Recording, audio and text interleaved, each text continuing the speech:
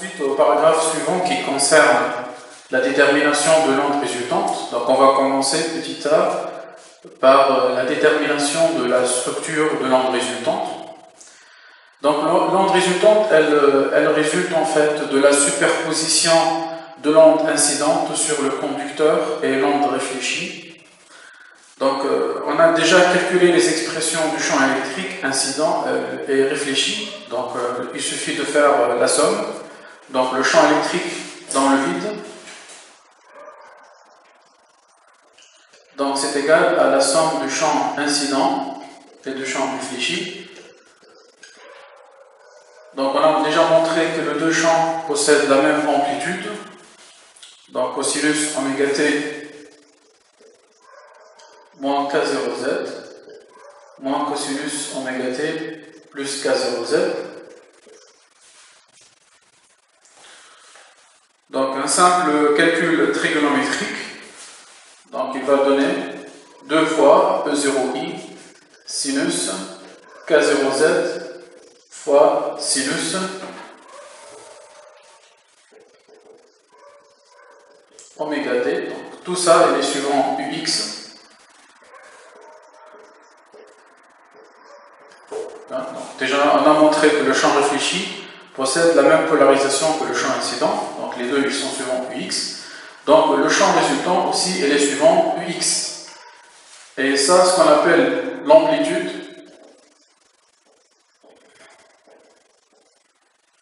du champ électrique. Et on voit que la forme du champ électrique, elle correspond à une onde stationnaire.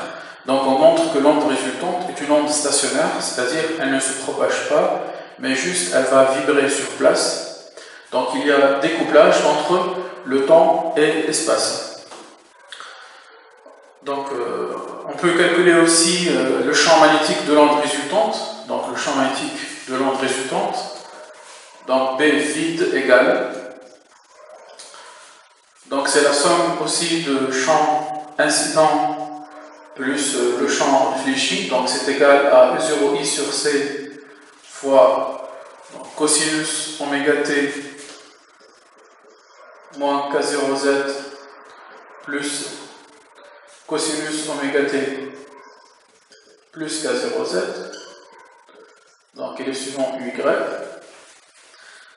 Donc trigonométriquement on trouve 2E0i sur C fois cosinus k0z fois cosinus oméga t suivant uy.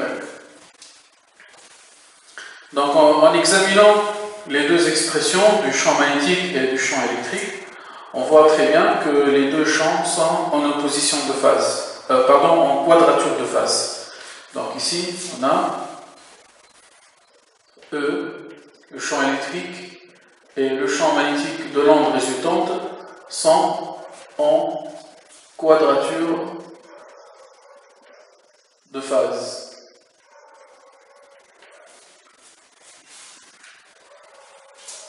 Donc on peut chercher les nœuds de E.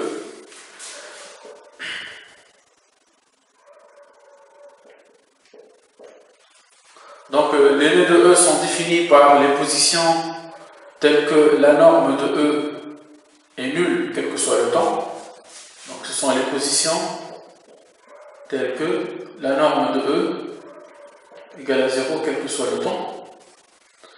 Donc en examinant l'expression du champ électrique, on voit qu'il faut que sinus k0z égale à 0. Donc sinus k0z égale à 0. C'est-à-dire que k0z égale à nπ avec n appartenant à z. Donc ici on va noter indice n, cette position, indice grand N, pour dire que c'est un nœud. D'accord? Donc je trouve que les abscisses possibles des nœuds sont Znm égale donc à nπ sur k0. Donc c'est égal à nπ sur 2π sur lambda. Donc c'est égal à n fois lambda sur 2. Donc ça, c'est les positions des nœuds. On peut chercher aussi les positions des ventres du champ électrique.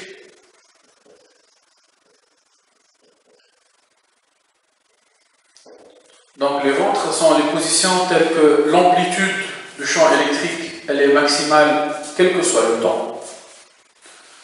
Donc position telle que l'amplitude de E est maximale quel que soit le temps. Donc quand est-ce que l'amplitude est maximale dans ce cas? C'est quand le sinus K0Z égale à 1, donc implique sinus K0Z égale à 1. Donc ceci implique que K0Z égale à un nombre impair fois pi sur 2.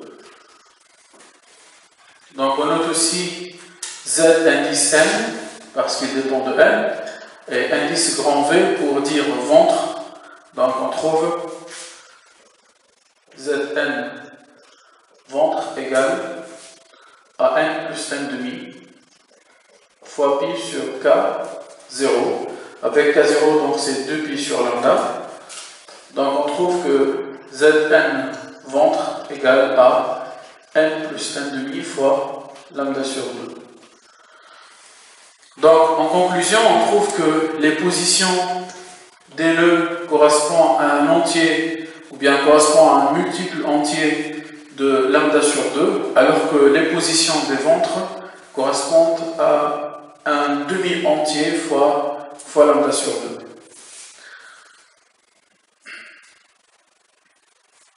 Donc on peut refaire le même calcul avec les mêmes définitions pour le champ magnétique et on va trouver que les ventres de E correspondent aux nœuds de B et vice versa. Donc en faisant le même calcul,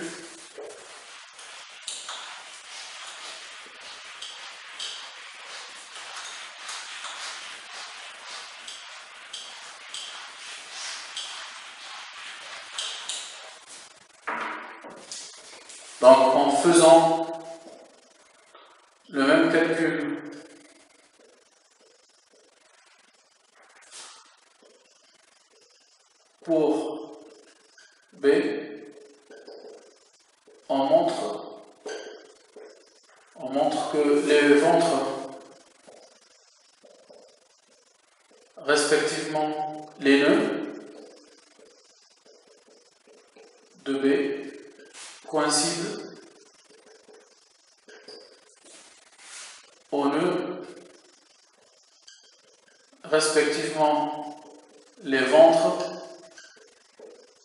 de E. Donc je parle ici de B vide et E vide, d'accord? Donc B vide et E vide.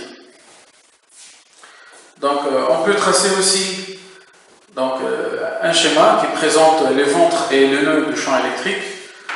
Donc je rappelle que le conducteur il occupe le demi-espace Z positif.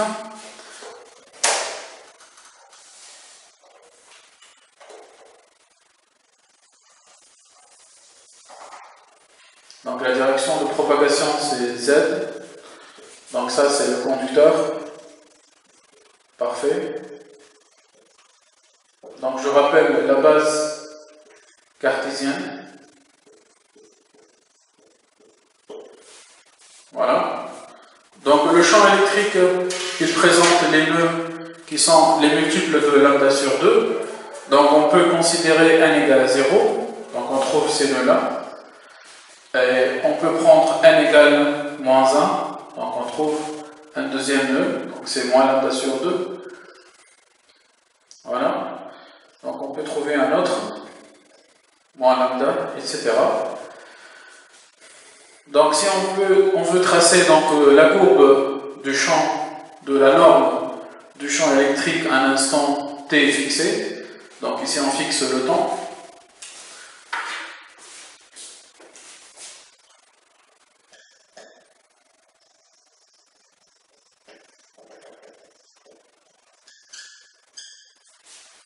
Donc dans ce schéma, le temps il est fixé. Donc on peut tracer la courbe du champ électrique à l'instant t donné. Voilà, comme ça. Donc si on peut prendre un autre instant, par exemple celui-ci.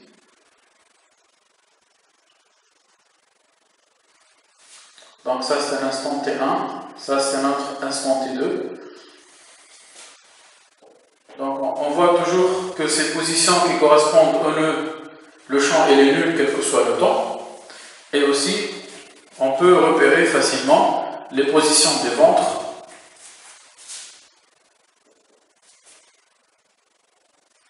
Voilà. Donc on a dit que les ventres ça correspond pour n plus 1/2 fois lambda sur 2. Donc ça c'est moins lambda sur 4. Et ça c'est moins 3 quarts de lambda. Voilà. Donc ça c'est la position d'un ventre. Et ça c'est la position d'un nœud. Voilà. Et on voit que la distance entre deux ventres successifs, donc la distance entre deux ventres successifs c'est lambda sur 2. Et aussi la distance entre deux nœuds successifs c'est lambda sur 2. Donc si on veut placer par exemple, donc remarque, si on veut placer un conducteur parfait tel que sa surface externe plane correspond à un nœud, d'accord? Donc la position de sa surface externe plane est un nœud. Donc ceci ne change pas la structure de l'onde. D'accord?